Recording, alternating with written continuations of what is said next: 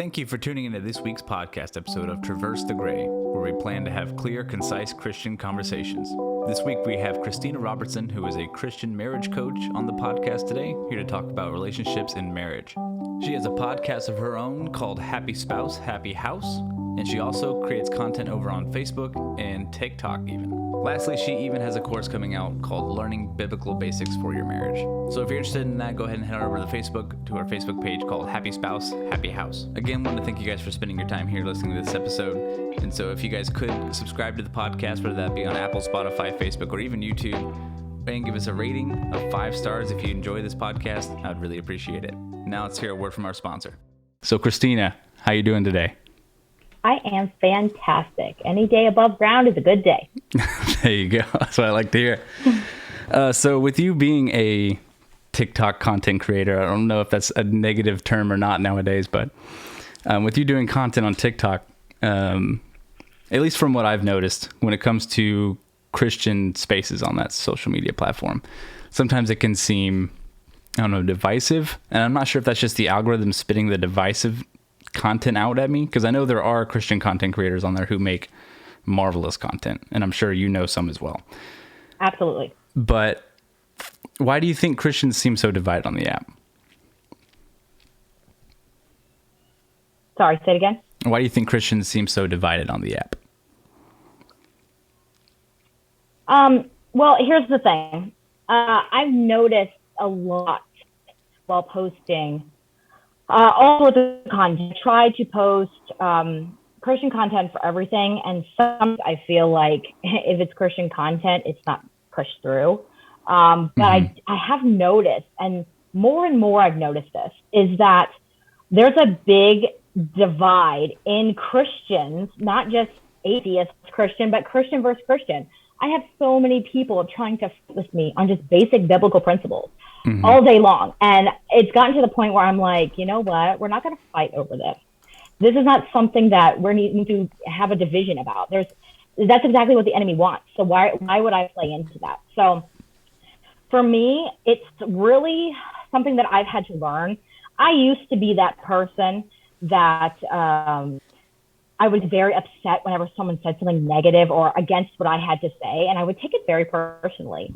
And I honestly would always want to have the last word and the last say. And I have gotten to the point where if I do that, I'm not edifying Christianity. I'm kind of de-edifying it by just fighting, that spirit, because we're not fighting against flesh, we're fighting against spirit. So I'm not trying to ever cause controversy, but somehow all my TikToks end up in controversy. It's crazy. I've been told as a kid that if some people aren't mad at you, then you may not be doing the right thing. That is true. That is actually true. And something that was said to me is, if you're trying to get famous on TikTok spreading the gospel, you're probably spreading the wrong gospel, because there you are. Popular Christianity is what's popular. But when I talk biblical principles, like actual biblical principles, people do not like it. And so it's hard to get famous on TikTok. That was never the goal. I'm not trying to go viral or be famous. I'm just trying to spread awareness, education, and I'm trying to help this generation, because let's face it, our culture right now is very lost. So individuals who may be on TikTok or other social media platforms, for that instance, how do you think they could best discern between those who are, like you said, just doing the things for fame on TikTok with the Jesus label on it, versus those who are legitimately trying to get good word out there? So you're going to hear me talk about this a lot, but discernment is one of those things that you have to kind of practice into, I guess you could say. Like, you have to be able to use that muscle of discernment, I guess you could say, by getting in your word every single day. How can you know what to discern if you're not in your word? And I was like this for a long time. I was a Christian, I claimed it. I read my Bible like, oh yeah, verse of the day, I'm good. But I didn't know truly how to discern correctly, because I wasn't in my Bible every day, reading the truth for myself. And the other thing is, and this is something that I've just recently really started doing, and it's made a huge difference, is we read the Bible and we're like, I don't understand what I just read. We don't really comprehend it. So I say, you have to pray before you read your Bible. You have to ask the Holy Spirit to fill within you to be able to discern the things that are being said. So what I do is if I see something that I'm like, I don't know, does that line up with the Word of God? I don't know. I go straight into my Word and I say, okay, let's open this Bible. Let's read this and see what the Word has to say about it. Because you're going to have so many contradicting ideas. Everyone thinks they're right. And the other problem is people keep saying, you can't take the Bible literally. Oh, it's not meant to be this verbatim what it says. Well, there are some things in there that when you read it, it's like head coverings, that kind of thing. That's one of those discernment things. I like to have a Bible that kind of explains things for me when I'm like, I don't know what that means. What does it mean? Or I'll deep dive into the context of like the words themselves. Yeah. And we'll talk about some words later that I had to definitely look up. Yeah. Because I was like, okay, yeah, I'm not having these words. And then when I looked them up, I was like, that's what they mean. So you really have to use your muscles of discernment and get in your Bible, read that Bible to understand and discern what is the truth and what's not. To go off when you said people saying that you can't take the Bible literally. Of course, like sometimes you can't literally take it literally. When Jesus says he is the door, he's not talking about being a literal wooden frame door. So like, of course, not everything can be taken literally, but there is a context that people need to take into consideration when reading the Bible. And of course, that's all going to be there. So one question I did have for you, is with you making content online, and being primarily about marriage from a Christian perspective of things. What's the feedback like that you get from that content? And if you don't mind, like, what are your demographics like? Like, are you mostly getting like other wives who are talking about it, or like unmarried women? Or are you getting like mostly dudes who are angry, or like dudes who are like agreeing with you? Like, how's it go? So it's actually very 50-50 for a lot of it. It's half men and half women. Like, it's honestly both. The problem is, the thing with TikTok is everybody wants to give their opinion. Everybody wants to have a say. So everything that I post, I always get women who are into feminism. I always get those people. I always get the people who are hard pressed on talking about how women, are the head of everything and men are just there. And it's very funny to me because I have half the people over here going, yeah, you go girl. Amen. Yes, that's awesome. You're a real winner. Like, give this girl a trophy, like so positive. And then you have like, you're a sorry excuse for a woman. You're a bad mom. You're a terrible wife. And I'm okay. It's crazy because literally, and there's a few of my viral videos that I have this split. I literally have half the people praising me and the other half is like tearing me apart. So it's pretty 50-50 for men and women, but it's a lot of people, actually older people, which I'm kind of surprised, like 40s and 50s. I mean, just from what I can tell from some of the comments and their photos, I can tell they're a little bit like older generation people because a lot of people are like, wow, you don't see that anymore. Yeah, you don't see that nowadays. What it used to be in the old days. So I can just tell by the comments that it's a little bit of an older demographic, hardly any young people. So. When you say older, are you meaning like millennials? Because millennials are actually kind of older now. Or are you meaning like Xers and boomers? Yeah, more like Xers and boomers. Interesting. So it's interesting. Surprised they're on TikTok. What are they doing there? I'm telling you, once this whole thing went down, people had nothing to do. So they said, hey, let's just hop on this TikTok thing all the kids are talking about. So fine by me because they're all my viewers, so I'm okay with it. There you go. So with your content being mostly around marriage and stuff, I want to get some context on, I guess, a Christian perspective on marriage.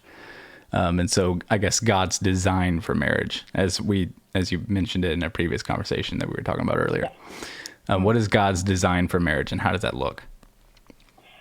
So this is something that I've actually done a lot of research on, and I've had a lot of time to read through the Bible and just ask God, what was your design for marriage? What did you have planned and what was your idea?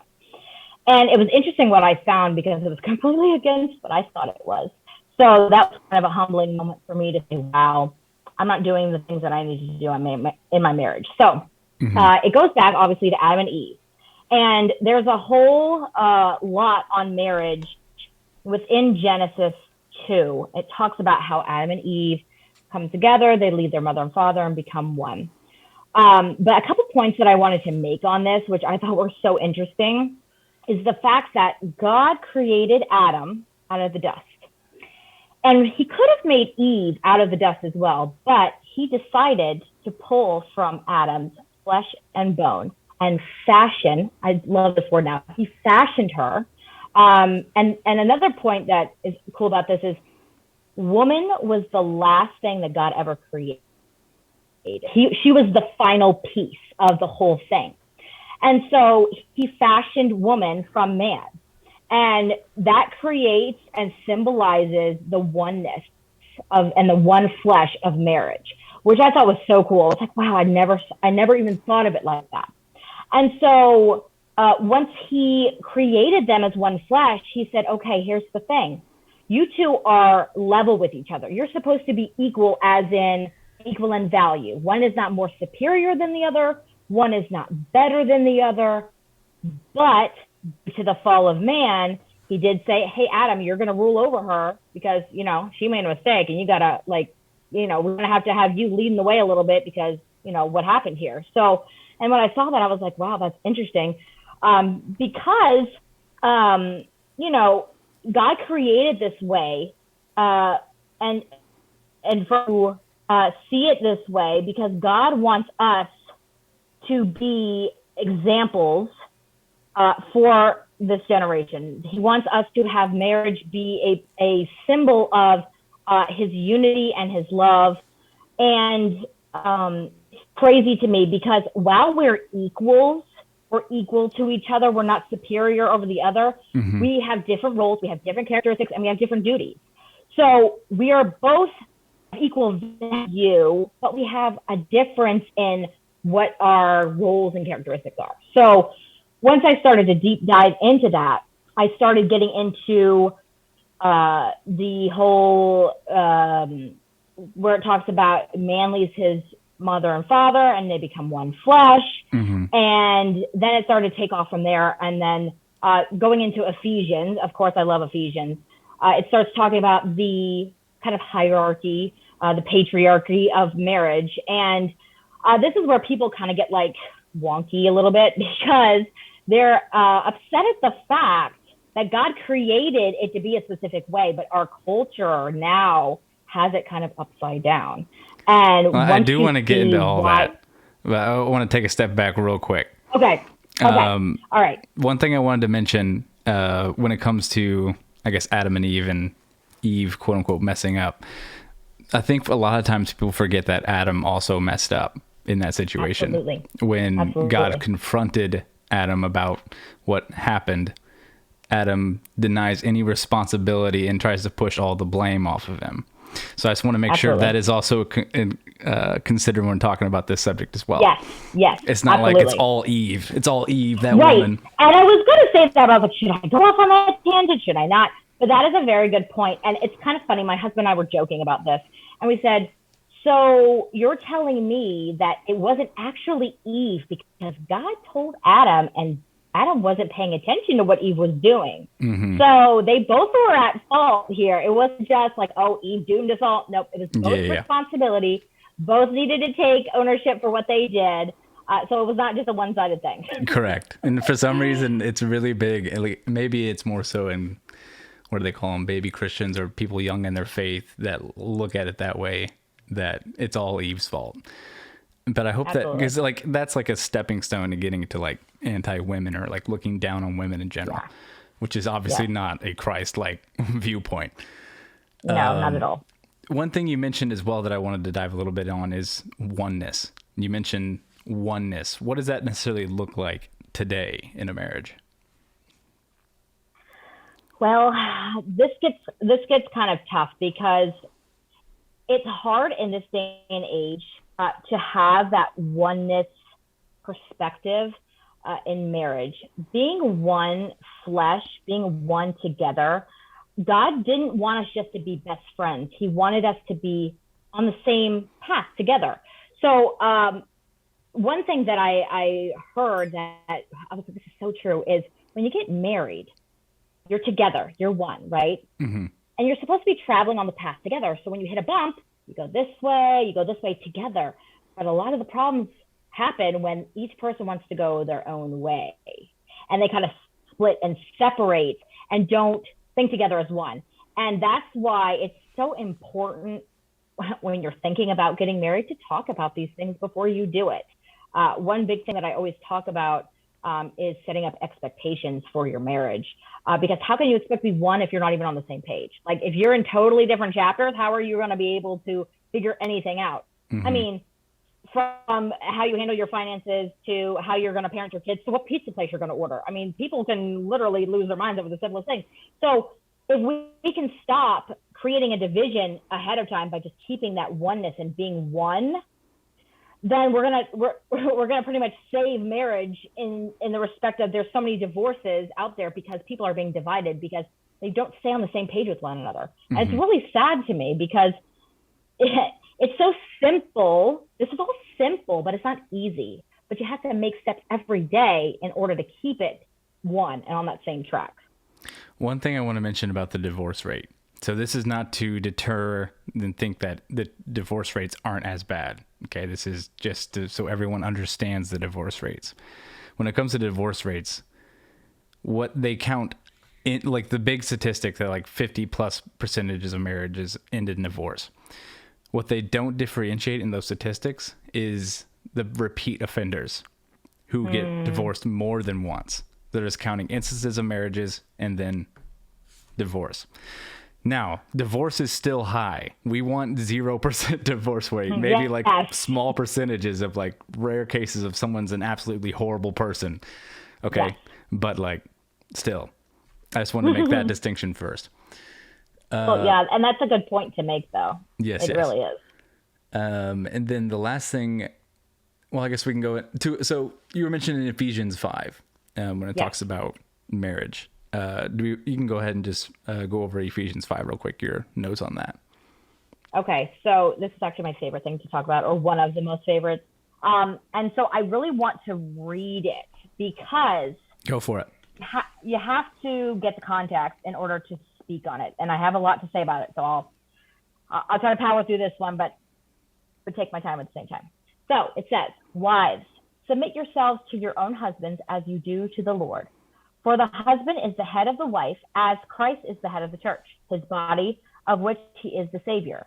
Now, as the church submits to Christ, so also wives should submit to their husbands in everything.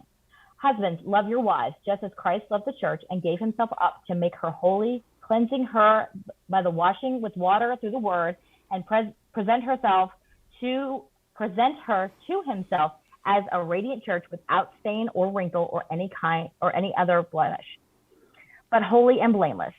In this way, husbands ought to love their wives as their own bodies. He who loves his wife loves himself.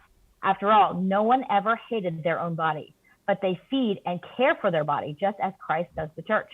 For we are members of his body. For this reason, a man will leave his father and mother and be united to his wife, and the two shall become one flesh. This is a profound mystery, but I am talking about Christ and the church. However, each one of you must also love his wife as he loves himself, and the wife must respect her husband."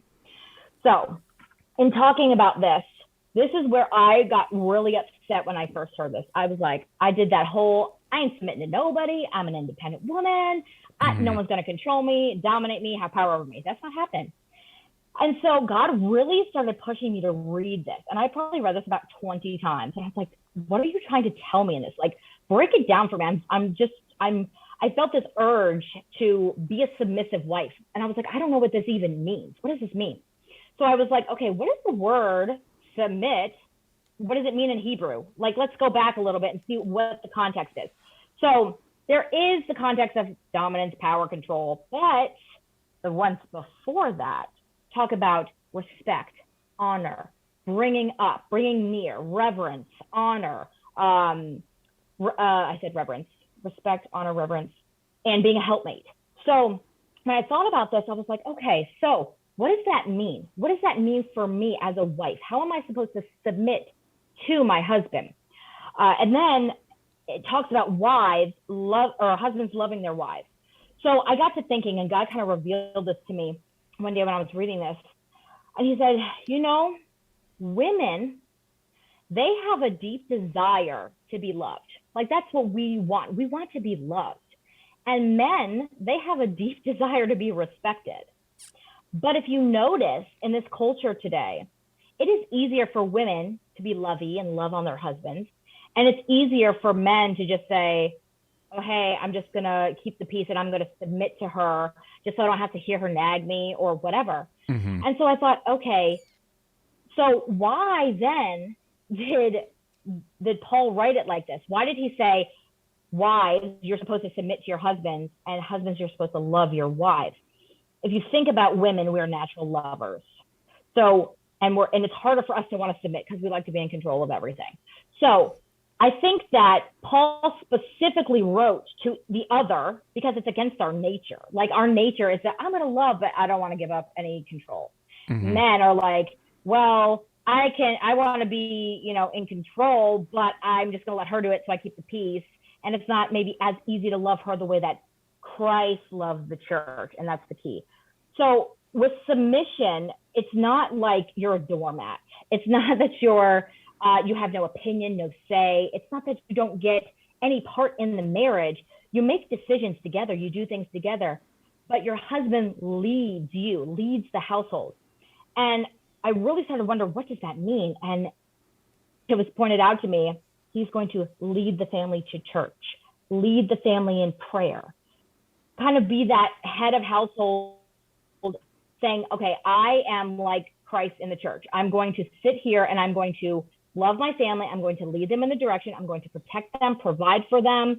And I'm going to just be what God intended me to be, just be in that spot. And then wives are supposed to be the helpers. We're supposed to sit there and nurture the children. We're supposed to help our husbands keep a home.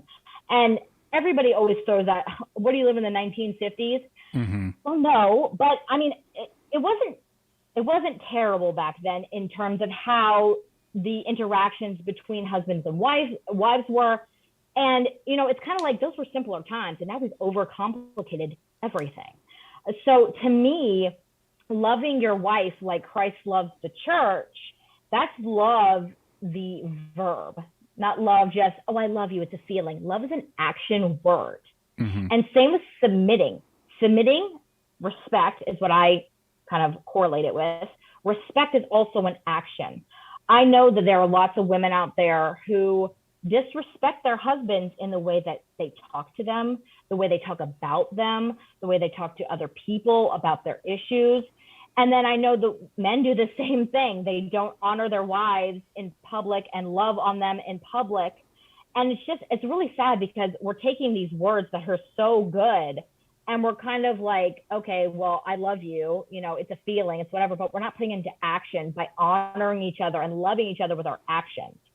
So, I mean, and again, I had a TikTok that went super viral on this because people were so upset at the fact that I said submit to your husband, like they're the control over you and that you have to obey their every word and you have no opinion or say. And I was like, that's not what it's about at all.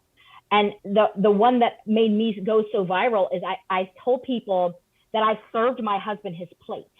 Like I gave him his plate first, mm-hmm. then the kids, and then we all pray and eat together. And everybody lost their minds because I said that I respected my husband and I appreciated and loved him. So I fed him I served him his plate and then my children. And everyone's like, that's not respect. What are you saying? Kids come first. And I'm just like, wow, I didn't realize that so many people thought this way. Like it kind of blew my mind.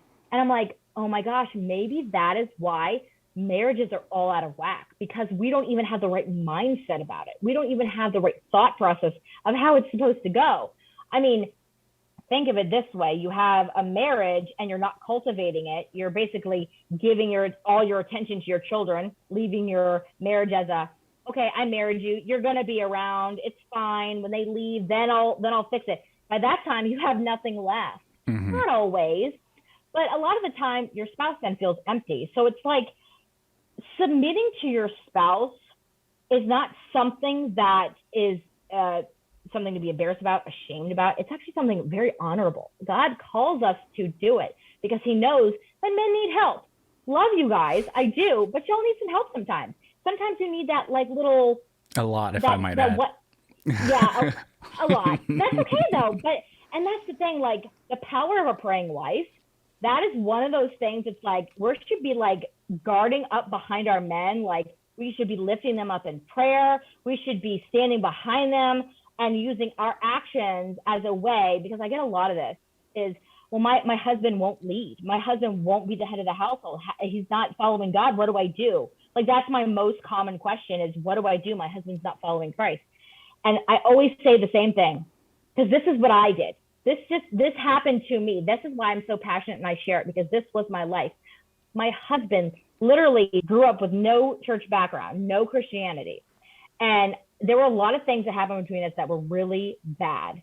And everybody's like, why did you stay? And I'm like, I don't know. I just felt led to stay. Turns out, because of my influence to help, he got saved and baptized a few years ago.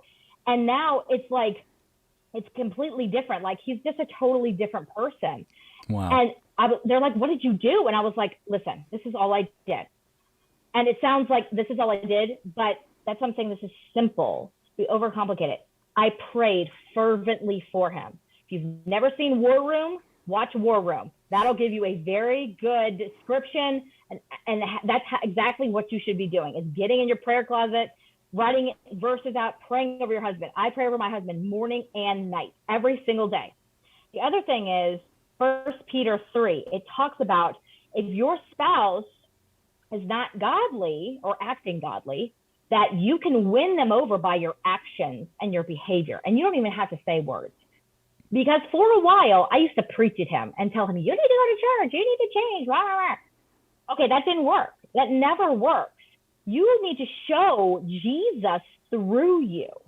You can preach how good Jesus is all day long, but until he sees the goodness of Jesus, people don't like correlate. They're like, oh, okay, yeah, Jesus is there. But it's like, you have to experience him for yourself to know how amazing he truly is. So I prayed. I was an example, and I never gave up on him. You know, I could have divorced him many times. I thought about it sometimes, not all the time, but he used to throw that out at me all the time and say, oh, we should just get a divorce, and I don't think we should be together. And I'm like, no, like, this is not what we need to do. The enemy is trying to divide us. Everything he's doing is trying to divide us. So we need to make sure, wives especially, that you're praying for your husband, guarding him up, and just being that helpmate to him. I do the simplest things. I make sure his life is as easy as I can possibly make it, because I love him, because I want him to feel appreciated. Many men in this world, they don't get appreciated. Again, another TikTok I did. I put up all the things that men need. Simple things. 4 things to feed their appetite. I have had thousands of people tell me you are spot on. And the problem is, women just aren't doing it. I don't know why they're not doing it. I don't know if it's like rocket science, or they're just late. I don't know what it is. But it's really not that hard. It's simple. We just need to take the time to understand who our spouse is, what we need to do for them. But we can't do that unless we have the influence of God to do that for us. Like, we can't do it if we don't have God in our lives. We just can't. It's not going to flow the way it needs to flow unless Jesus is at the center of it. So let's take a couple steps back, because there was a lot there. And I want to make sure that no, it's not a problem. I just want to make sure that we are able to all understand everything that was being said here. So first thing I want to go back to was the word submission. Now, connotationally, submission has a negative view. Yes. It usually means something like defeat, or like giving in, or other synonyms like that. And you touched on some of the ways that you combated that approach to people saying, like, why are you saying submit? You know, I'm not going to be a submitter or whatever. But in the general world of Christianities in their daily lives, how do we necessarily combat that argument that gets thrown at the word submit? Well, it's hard if they're not a believer, because every single person that combats me with that doesn't understand the context. And so you have to know it in the context of which it's spoken, because if not, you're not going to understand. It's hard to even take steps forward to understand if you refuse to have a growth mindset about it. you're just going to be fixed in it's this way. This is the word I know. This is the definition. If you notice, words have many definitions. So context is huge. It's not something that was easy for me to do. I have kind of an alpha female personality. Like, I like to be in charge. And I know that if I am in charge, then I can control what's happening. Mm-hmm. The problem is, if I take charge, I realize that I was wrong a lot of the time. So it's hard because as a Christian wife, reading this context, it's hard to say to somebody who has no mindset about it, like, oh, hey, just submit to your spouse. But a lot of the time, they're not open to receiving it. They're not open to receiving what it actually means. Mm-hmm. I actually had somebody who I got this first came to me. I met somebody on Facebook, and she had a group called the Submissive Housewife. And I was like, I'm just going to check this out. So I basically talked to her, and she was like, okay, this is all I did.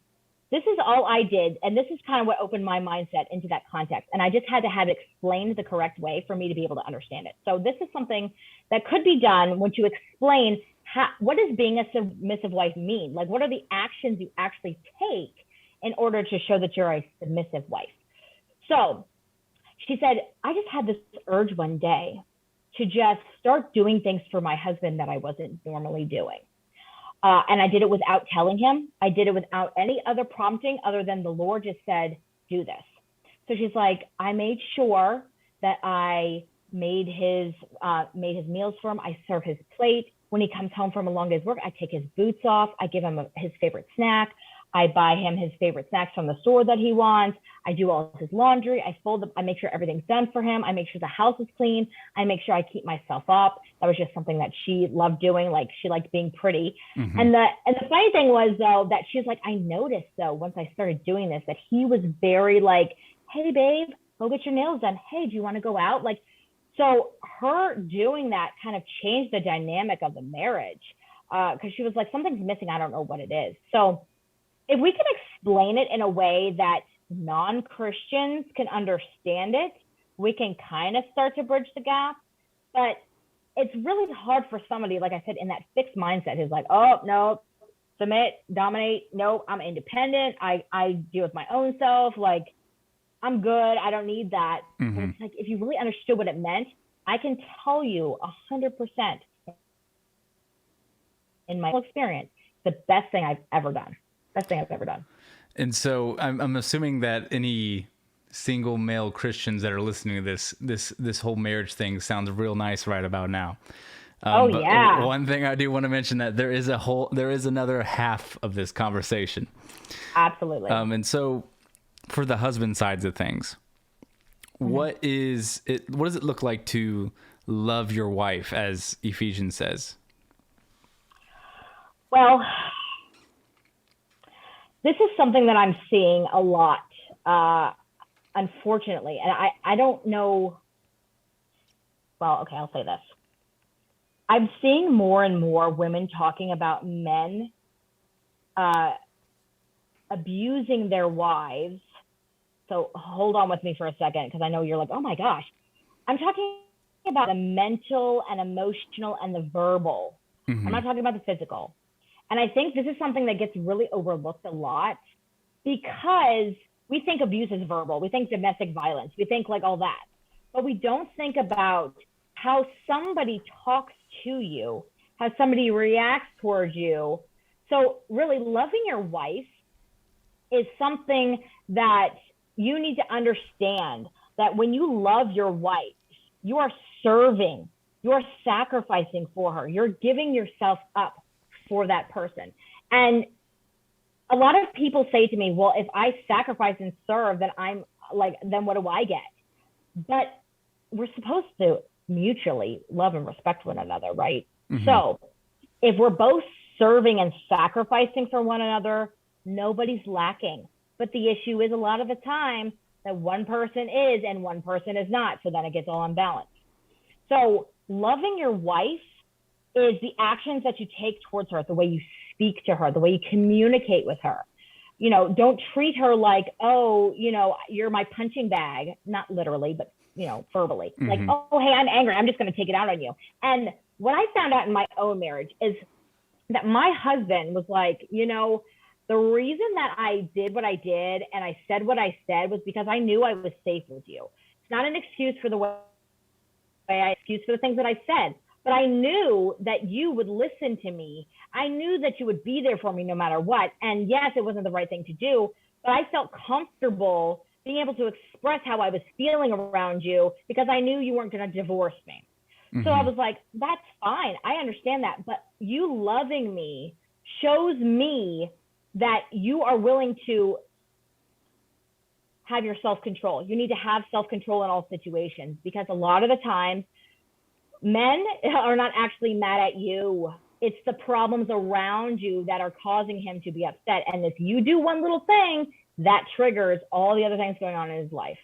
That's honestly why we created Happy Spouse, Happy House and not Hype, because we're forgetting the men a lot of the time. So men tend to take their problems from being stressed out from having to provide for a family and all these things. So their love, they may love you like in their heart, but we feel like, oh, they're not loving us because they're not treating us how we need to be treated. So it's really about serving and sacrificing for the other person. It's really putting their needs above your own needs. And I heard this before and I was like, wow, that's so profound. It says a woman will never have to fear submitting to a man who loves her right. And then a man will never fear loving his wife right if he's respected. So it's like they go hand in hand. You respect your husband, he loves you back. And a lot of the times it's like, well, who's supposed to do it first? Well, technically, you're supposed to both do it first. But man, as a leader, he's supposed to do it first because he's the head of the house. He's supposed to set the tone. But a lot of times that doesn't happen. So if you're a Christian man and you're like, how do I love my wife? The first thing you need to do is know your wife. You need to be able to talk to her and know what her love language is, what about her that she loves. And then you need to be able to take some things that are within you that maybe aren't so good, or maybe there's something that you like, and maybe sacrificing. And people always twist me on this, so don't come after me. Don't give up who you are, but make sure that you're putting your wife before your own needs, just like your wife is supposed to put you before her own needs. When you both do that, again, nobody is lacking. I like how you put all that. And then the last thing we touched on, which will kind of go into our next topic as well, is culture. And it's very opposite view of Christian marriage, or biblical marriage, I should say. So when it comes to, I guess probably the more recent things would have been like the sexual liberation of the 70s and even more recently, like third wave feminism, which is a little more toxic than the original message of feminism. And then even like sex work and its normalization and its explosion since the internet came about. So I can't necessarily say it from a woman's perspective because I obviously don't know. But how are we supposed to, or I guess how are women supposed to interact with this kind of culture that's very opposite of what a godly woman is? And I guess what do you suggest? How do they confront this culture? They being other women. This topic is so hard because, okay, there's a lot of things that maybe people don't realize. This culture that we're in right now, it's a lot of agenda, propaganda, feeding that into our lives. So if you really think about it, where do we get these ideas? Where do we get the idea that marriage is just so like you get married and your life is over? You know, your old ball and chain, like, oh, let's have a bachelor party before you like lose your whole life. Like, where do we get that Yeah. concept? And it's from our TV, it's from our movies, it's from all that culture of saying, hey, this is what marriage is. And it's really hard because we let those things just so easily come into our lives. We see things on TikTok. We see, one thing that's driving me nuts lately is like, oh, OnlyFans. Why? It's just so easy. Let's just go on there and sell some pictures and, oh, I can make $100,000. Like that's not tempting for any struggling housewife. Like, oh, I could just sell a picture of my feet and make $200.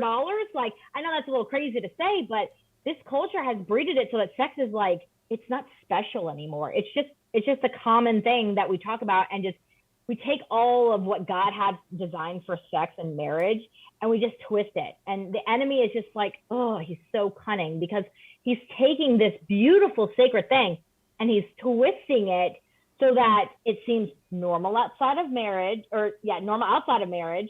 But when you get into marriage, it's like, oh, let's try to make them not do it all the time so that they fight. Like, it's just so interesting to me to think like how the culture right now is portraying sex. It's putting it out there as like, oh yeah, it's so taboo to do this, but it's not dirty.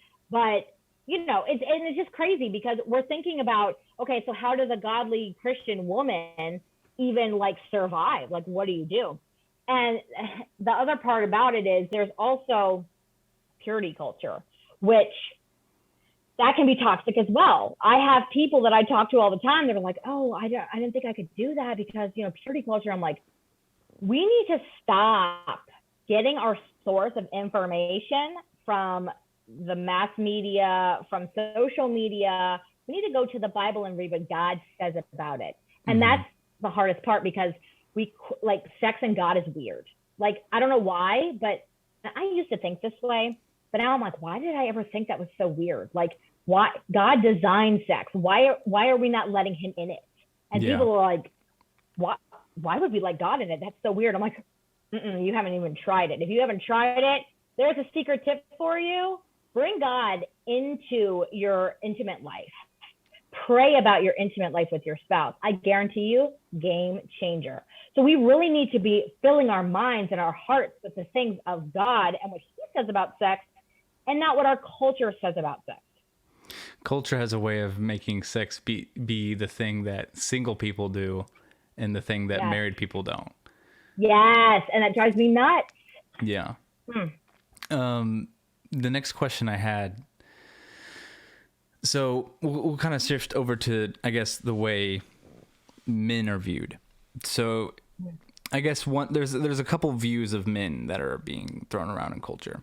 One is they're the absolute apex predatory, like, stay away from them, they're all evil kind of creatures. And then there's the other view, which what's crazy to me is that there are conflicting ideas, but I guess it doesn't matter, is that men are not stepping up to the plate. They are very timid. They're very not aggressive. They're very, I guess, shut in is probably the way to put it. And with these two ideas of like what men are in culture, it doesn't necessarily leave like this route of what is a godly man. The godly man doesn't fit in either of these two big categories of descriptors of what men are. And so I guess, what does a Christian woman, how do they identify what those godly aspects are? That's a great question, actually, because I guess godly isn't like a popular quality nowadays, especially in this culture. So it's got its own connotations of what godly means, because godly has been associated with the people who stand outside of abortion clinics yelling that you're going to go to hell and stuff like that. While we, of course, we believe abortion is wrong, there's a way to approach this subject that usually weak-minded people will do things like that, not in a godly manner. And so, unfortunately, like, I got a whole conversation about that, but we'll continue. Well, something that this has actually come up before, where it's like, well, what do we deem as godly? And so I was like, okay, what do we deem as godly? And then what God kind of revealed to me was the fruits of the Spirit. Are they exemplifying the fruits of the Spirit? Are they really breeding that fruit, or are they breeding all the bad fruit? A lot of the times you'll find men who are very angry. There's some that are egotistical. There's some that are like toxic masculinity. And then you have the other side that are like I said, very timid, very, not standing up for themselves, not standing up for their wives, what have you. So to me, a godly man is somebody who puts God first. And it took me a while to, realize that, it's God, spouse, children. And I always tell my husband, if we're ever in a situation where you choose me or God, you better choose God. Don't choose me, because I don't need to compromise your salvation. Not that we're going to lose it, but I'm saying don't backslide for me. Like, you follow God, you submit to God. So a godly man is somebody who lives in that fruit all the time, those good fruits of the Spirit. He's loving, he's joyful, he's patient, he's very peaceful, he has peace within his heart, he's faithful, and he's good and kind, and he has self-control. That's very hard to find. And my husband has been very good at trying to breed that fruit. He still lacks sometimes, but we all do. We all fall short, right? Mm-hmm. But to really love God and to put him at like, okay, I'm going to go to God about this situation. I'm going to go, like, the one thing that my husband has started doing that is like, ladies, when your man prays for you, it's like, you're going to go to God for me? Oh, yes. Like, that is so attractive. Like, you're going to go to the Heavenly Father to pray for me. If I feel bad, my husband prays over me. One day I was just getting really agitated. Stuff was happening. He literally pushed me up against the wall, and like hot and heavy man was like, devil, get away from my wife. And I was like, I've never loved you more than in this moment right now. Like, he goes to battle for you, like, spiritually. He prays for you. He prays with you. He tries to help you breed that good fruit too. So while this world is filled with both ends of the spectrum, the godly man is hard to find, but he can evolve. It's not like, oh, hey, this guy's doomed forever. Like, my husband used to say, oh, I'm just angry all the time. That's just who I am. I'm like, nope, devil's a liar. No, that's not who you are. That's who you think you are, because the devil has tricked you for so long to think that's who you are. But you are a godly man. You just have to tap into that. Like, you have to just really be in your word every single day. You have to pray every single day. And he's been doing that nonstop. And once in a while, he will get like upset about something, but he's actually like completely changed his self-control and everything. So, and to me, he is super sexy because he is so godly. So there you go. Just telling you, it is a turn on. I'm telling you, like, it is something that I will notice. Like, when I see, don't take this the wrong way, guys. If I see a guy at church praising God, like just worshiping, that is a very attractive quality. Like, being vulnerable to the Father in front of people is like, that guy, that's attractive. So, not saying you should put on a show, but like, loving God is not a bad thing.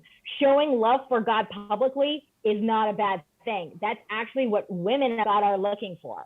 So that encourages, if you've been sitting on the sidelines, guys, get up there and start praising. It's okay. I'm telling you, there's a woman who's going to see you and she's going to be like, oh, I need to meet that man. I'm telling you. But I do want to point out that those, because I've seen them almost every event and church service I go to, the ones who are putting on a show, it is very visible. Okay, guys, it has to be genuine. Yes, absolutely. We can tell when you're faking it. Yeah. Even I can. The most oblivious dude you'll ever meet. Even I can tell. Yep. And so the last thing I want to touch on here, and of course, if there's anything that we're missing here, of course you can add them in. But when it comes to, you had in your notes, God at the center of marriage.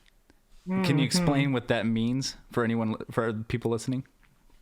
Absolutely. So for a long time, we were trying to do marriage our way. We were trying to just say, okay, we are going to be each other's rock. We're going to be each other's number one. And then I started hearing God at the center, God at the center. And I'm like, God at the center, what does that mean? So I like to think of the triangle, the God triangle. You have a little point, husband and wife on both sides. as you both get closer to God, you get closer to each other. And when God is at the center, everything is different. And this is something I always say is when you start taking off the world's glasses and putting on those God glasses and seeing life through God's eyes and putting him at the center of everything, your perspective completely changes. The way you act, react, your emotions, everything that you do is different. And of course, it's going to seem weird to outsiders. They're going to think that you're nuts. But when you keep God at the center of everything, you're able to love fully, respect one another more fully. Again, pray for each other, guard up each other. Just have that service heart. Like, we don't understand. Jesus was, he was a server. He served people.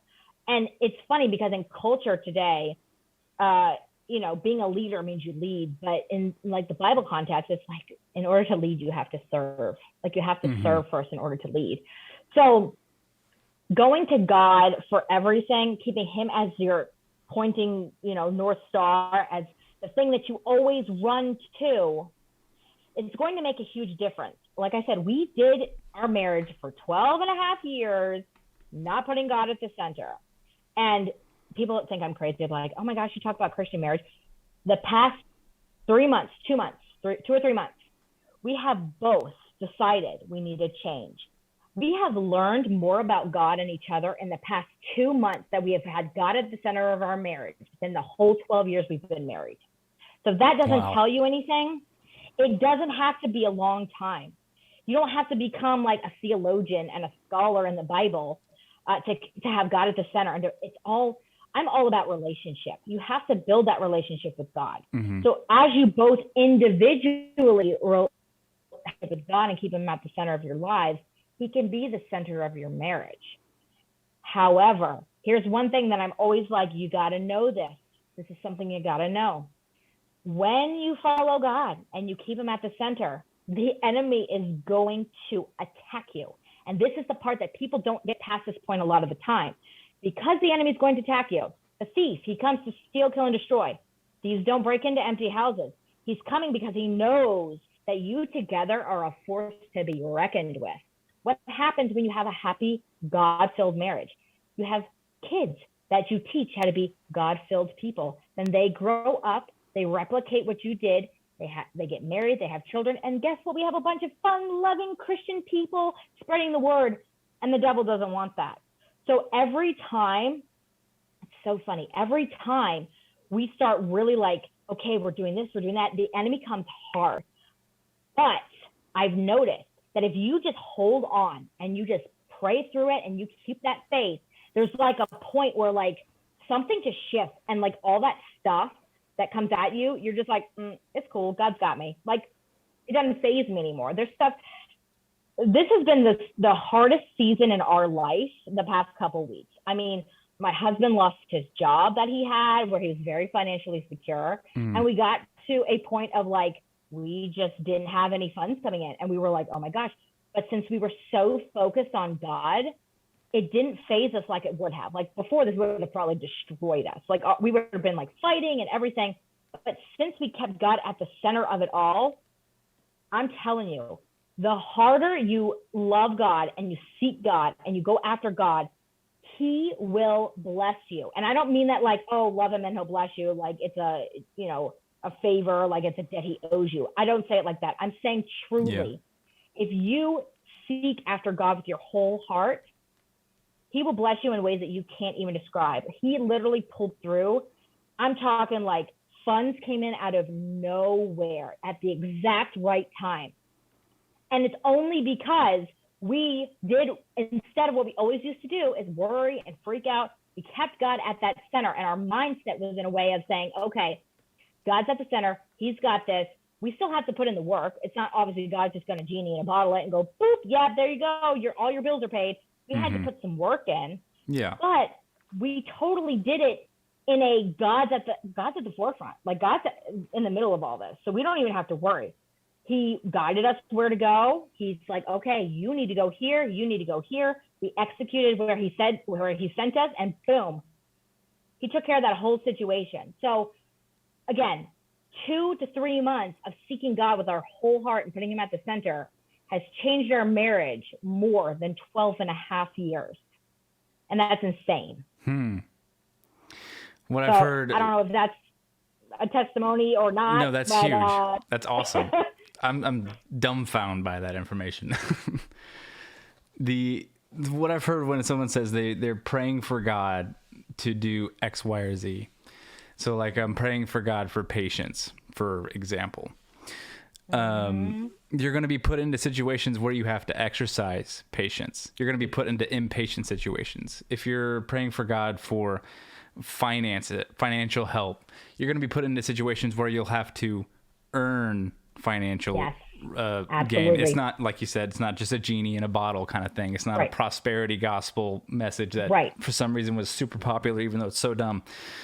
If you're praying for God for good marriage and I love how you said it earlier, if you're praying for your spouse and you're praying for your marriage, you're going to be put into situations where you can represent Christ to your spouse, where, like you mentioned, you were doing XYZ for your spouse, and your actions speak louder than words most of the time. You're and then representing your marriage, of course, to children, if you have children.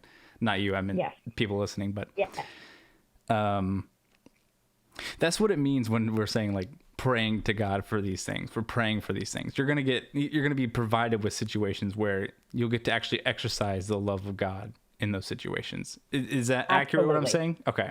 Absolutely. And sometimes me and my husband joke, we're like, be careful what you pray for, because you just might get it, not in the way you necessarily expected.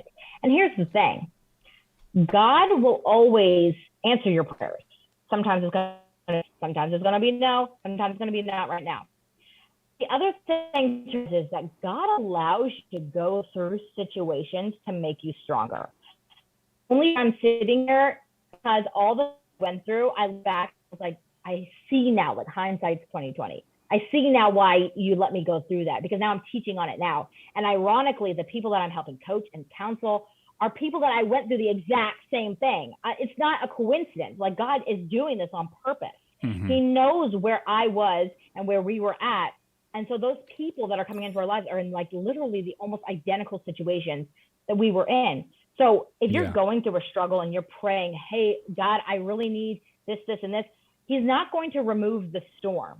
He's going to help you get through the storm. So make sure that when you pray for something, you know that he's going to give you that opportunity, whatever it is. You pray for patience. Guess what? You want to find a situation where you're going to have to be patient. You pray for finances. There's going to be something that he's like, you need to do this. And guess what? If you don't, you reap what you sow. If you don't put in the work and the effort, got to put that hand to the plow and get going. So my last thing, and we can end on this unless you got something else. I know we kind of mentioned earlier about a spouse who is in a hypothetical situation where the other is not reciprocating. Mm-hmm. And I want to preface it with saying, like, there is time that is needed for an individual to develop. It's not going to be an instant one, like, I did the dishes today, why aren't you doing X, Y, Z? Right. It's a progress, it's a development, it takes time. So the only question that I want to address in that specific situation is, how much time is too much time when we start, and how much are we, when do we realize that there is nothing else we can do? Or are you saying, my brain has stopped functioning? I know where you're getting with this. Yeah. Okay. You know where I'm going. Go ahead. Okay. I get this question a lot, actually. And it's like, how long is too long? And it's not a one size fits all answer, because every situation is vastly different. Like, there may be similarities, but there's details that are different. So I stuck around. We've been together for 17 years, and I stuck around the whole time because I just felt in my heart that God was telling me to stay. And I didn't know at the time that I was going to be the one to help him get saved. I didn't actually do that, but I was like part of the seed process. Like, I helped plant the seed or whatever.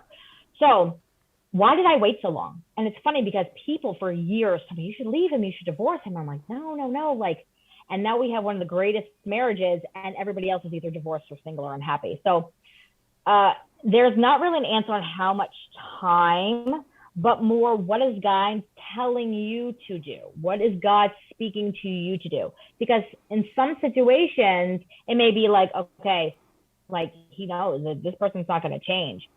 But I kind of want to add like a little side caveat to this, because this is why it took so long. Mm-hmm. You cannot force another person to change. That is the hardest part.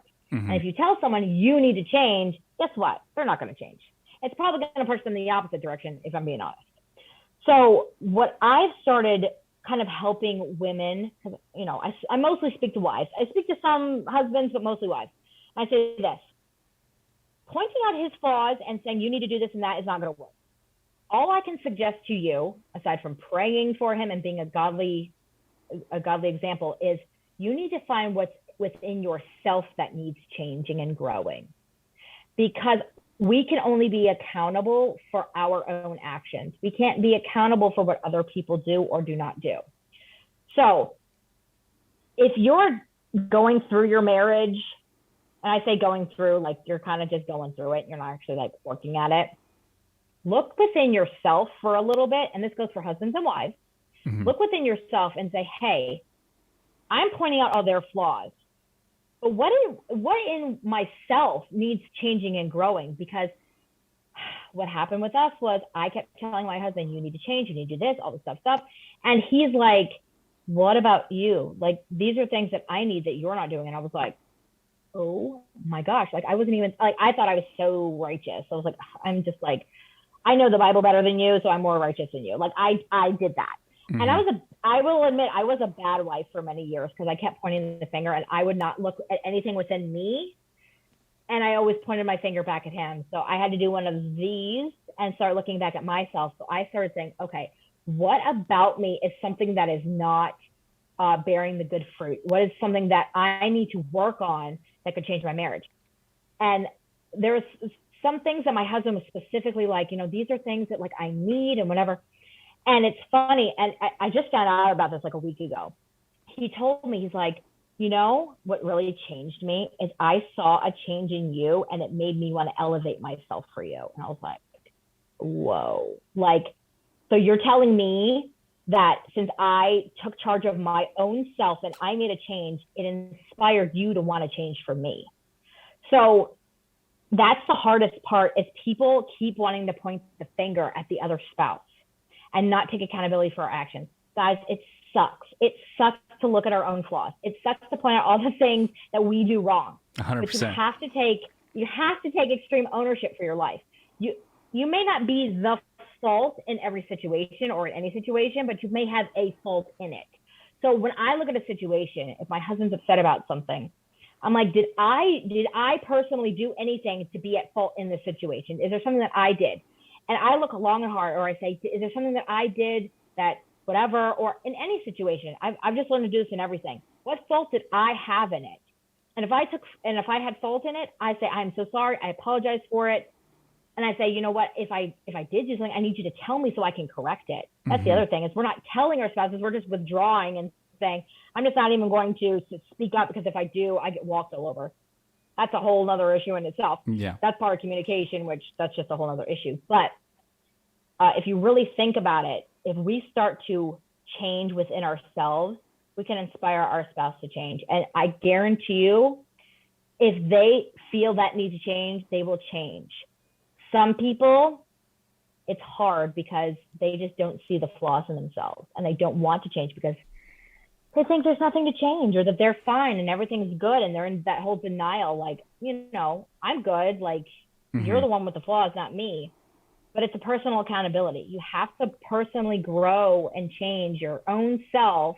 When I say change, I don't mean like change who you are. Just saying change those things about you that maybe aren't the best things, and start to grow towards a better you. We're always supposed to be growing and changing. We're never supposed to stop. You can't stay in the same space all the time. Things change, circumstances change, seasons change.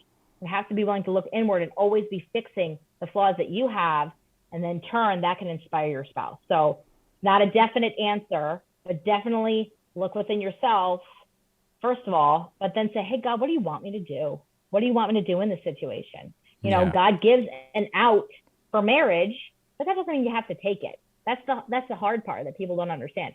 Just because somebody commits adultery, I know this is a hot topic, that doesn't mean you have to leave.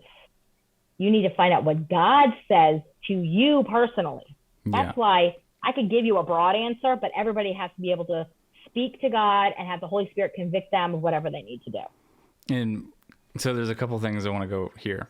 So we talked earlier, or you mentioned earlier the illustration of the triangle, right? And so when you grow closer to God, you're closer to your spouse.